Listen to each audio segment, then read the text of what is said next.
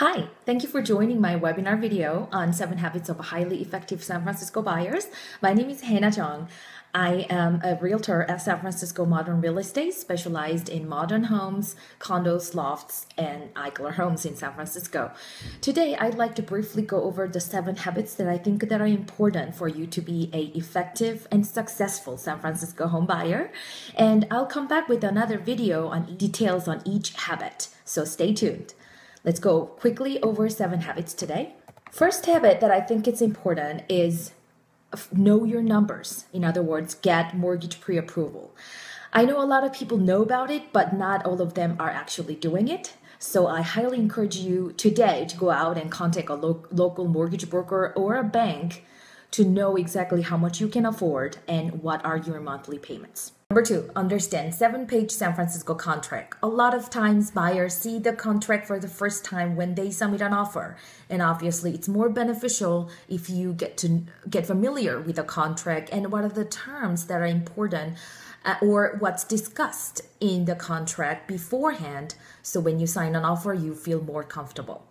Number 3, search property history and sold comps. It's no-brainer that you want to know what other units are sold in the building recently or what similar properties are sold in the neighborhood. So you definitely want to get a comparable market analysis to get familiar with the market trend or to decide the appropriate offer price. Number 4, read preliminary report. You can get this preliminary report when you request the disclosure package if you are interested in one property. It includes the legal description, the owner of the property, any liens recorded against the property, as well as some easement and restrictions of the district. So you definitely want to read it before you sign any offers. Number 5, read disclosures. When you get the disclosure package, you will be surprised how many things are involved in the disclosure package and how many pages you have to actually review. It is highly recommended to review everything if you can. But if you are pressured, please make sure to check in detail of these 3 reports. Transfer disclosure statement. That is a disclosure reported by the seller, and then they will disclose everything that they can think of or know about the property.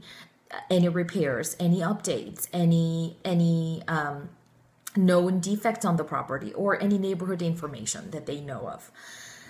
So that's the information that you definitely want to know. Natural hazard disclosure will disclose, it is a state required disclosure, and it will show you any potential hazard that the property is exposed to. 3 most common hazards that are detected in San Francisco are earthquake zone and seismic hazard zones. So you want to see whether the property is located in those hazard zones. Record of residential building report is also called 3R reports. It will show the occupancy or usage of the property as well as some permit history of the building. Number 6, read HOA documents. HOA, in other words, homeowners association, it usually comes with the condo purchase.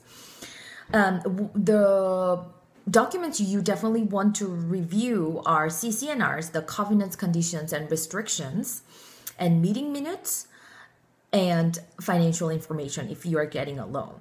Number 7, understand TICs, tenancy in common. I know a lot of you are very scared of TIC and reject the idea of it in the beginning, but I think it's important for you to at least learn exactly what it is before you reject it.